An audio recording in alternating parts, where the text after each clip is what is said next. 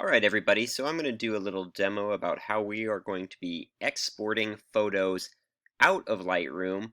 Essentially, this is how you're going to be getting your photos out of Lightroom and into a folder to be turned in for our assignments for this whole semester.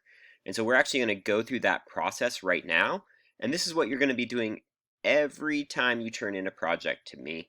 Um, we can save some of these presets so that you don't have to go through the whole process every time, but um, it's important to do this work because that is what part of what you're getting graded on is adhering to the file standards that I've requested from you. You can always go back to the welcome module, and there is a tab in there that I believe says file requirements that kind of runs through all of this and links to this video. So I have all of my images here. I'm recording this before our semester starts, and so we actually haven't learned any editing yet.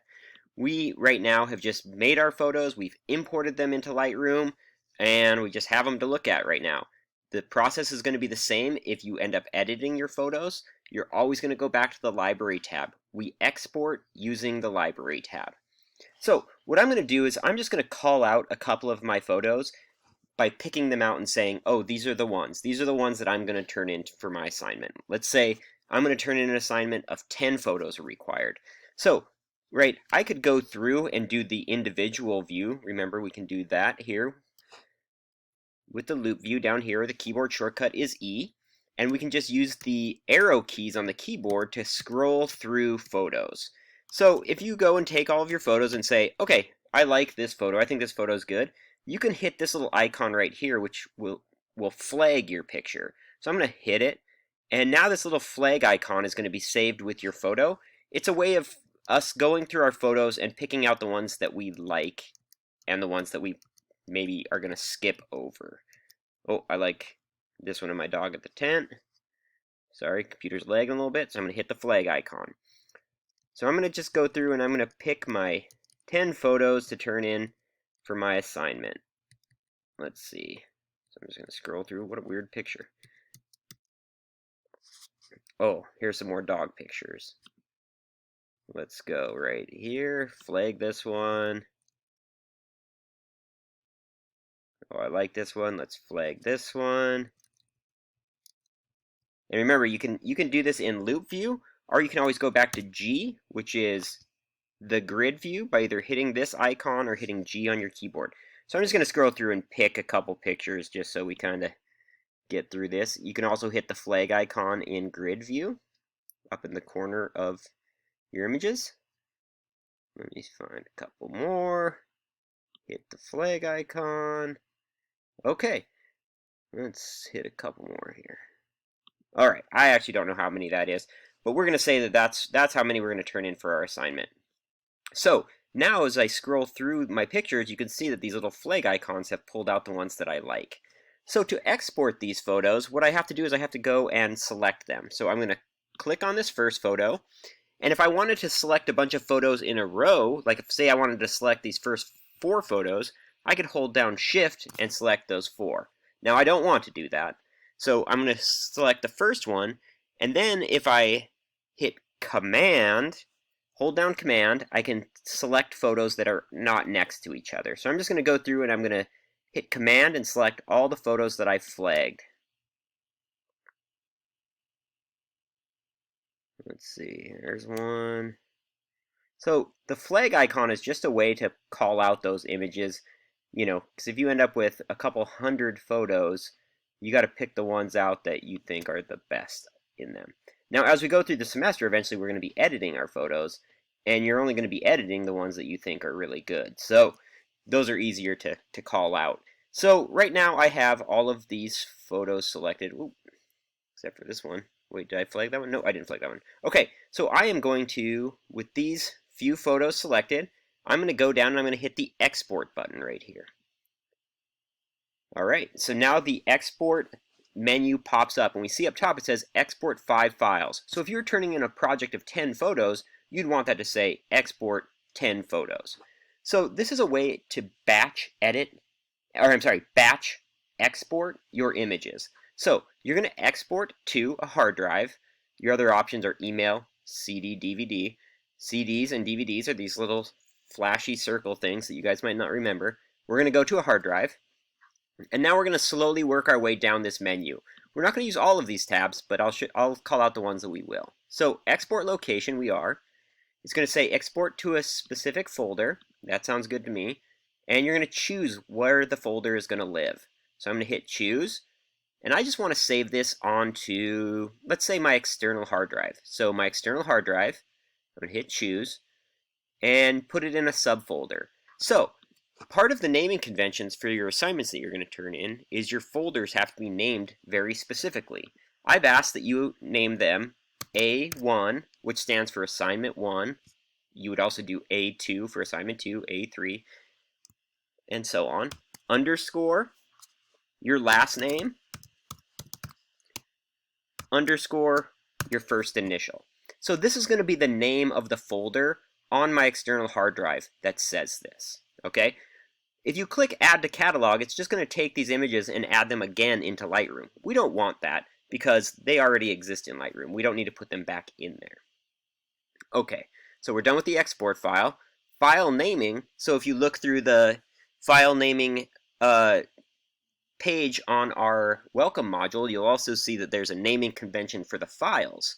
So you can go rename to custom, you go edit, file name, any of these things. I'm going to go edit really quick, and I am going to put in, let me get all these out of here. I'm going to put in what you are supposed to name your files as. A1 underscore last name, your first initial, and then underscore 01, and you're going to be doing that in a sequence. So what that means is your first file is going to be underscore 01, the second one 02, 03, 04, 05, and so on. So I'm going to go and hit OK. All right, and we're done with file naming. We're not recording video, so we're going to skip that. File settings. We don't want to turn these in as TIFFs, PSDs, DNGs, or originals.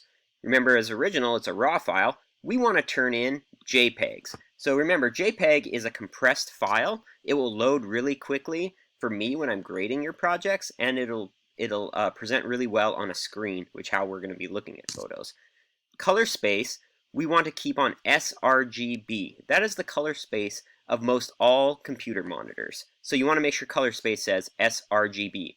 That's how we ensure that I see an accurate depiction of what you want your photos to look like, or anybody else with a computer anywhere else in the world. So make sure color space is on sRGB. Now, the quality, if you turn it as 100, so remember, a JPEG is a compression file, which means it loses some of its color information and some of its detail. It's compressing it out. That's the downside. The plus side is it loads up on a screen really quick. So if we do a quality 100%, your JPEG is not being compressed very much. If we go all the way down here to quality 10%, that means that your JPEG is being compressed a ton, and your image might start looking a little pixelated. Where I recommend is we're going to find the little balance, and I kind of have experimented, and I always think that 80 is a good place for quality.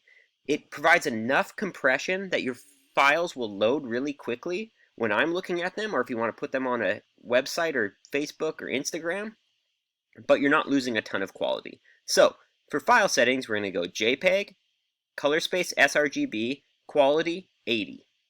All right, I'm going to collapse that menu. So these menus are just like the ones in Lightroom where we can expand them and collapse them as we go. Image sizing, that's also really important. So in that required file tab in the welcome module, I also say that you have to size your images to 2500 pixels on the longest edge at a resolution of 72 pixels per inch. I know that that's kind of confusing, but as we go through this semester, you're going to really understand that. So we're going to go resize to fit, and instead of width and height, we're going to click long edge. So remember, if we're looking at a picture like this one, the longest edge is the vertical, where if we're looking at a picture like this one, the longest edge is the horizontal. So by selecting longest edge, it will resize your images on the longest edge and the shortest edge, all in proportion to each other. You won't distort your images. So remember, I want you to turn in your images at 2500 pixels on the longest edge with a resolution of 72. A resolution of 72 is the maximum resolution that a monitor can show us. If we were printing our images, we'd want a resolution of 300. Most of your cameras probably make an image at 300, but we want to bump it down to 72. Okay, so that's the image size information. Output sharpening. So this is a way to sharpen your images for how they're going to be viewed. Sharpening creates the illusion that your photos are more in focus. It doesn't make them more in focus. And we're going to talk about this once we get to editing. So I'm going to click Sharpen For. We're going to be looking at our pictures on the screen. If we were printing them on matte paper or glossy paper, we could select that. But we're going to keep it on screen for now. Now, when it says amount, I would go low or standard. I would never go to high. Now, I think that there's a benefit in going to standard, but I think what we're trying to avoid is our images looking too sharp. That's when we start seeing those pixels, because our image is being sharpened so much that we become aware that we're not looking at a continuous tone image. We're looking at an image made up of millions of pixels. So I'm just going to go with low. I'm going to go out, sharpen that. Metadata. That's all the information that our camera records. So I'm just going to leave that on there.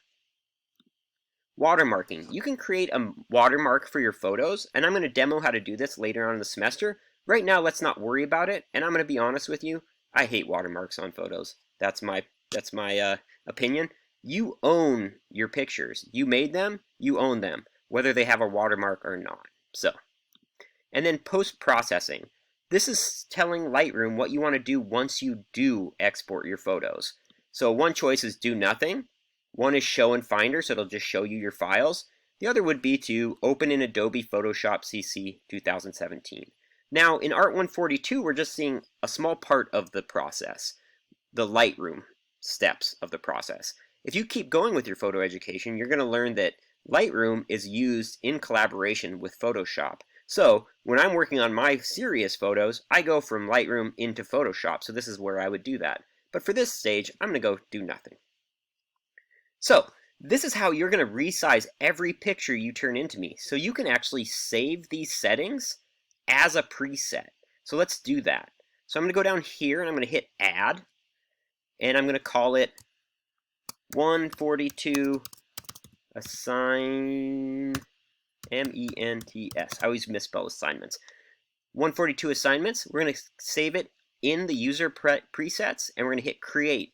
So now right here we have this preset, 142 assignments. So the next time you export photos, you can just go over here and select 142 assignments, and it will automatically rename your pictures, save them as JPEGs at 80% with sRGB color space, resolution of 72 pixels per inch on the longest edge at 2500 pixels, sharpen low for screen, the metadata, no watermarking, and do nothing. So it'll do all that for you. So now I'm just going to hit Export.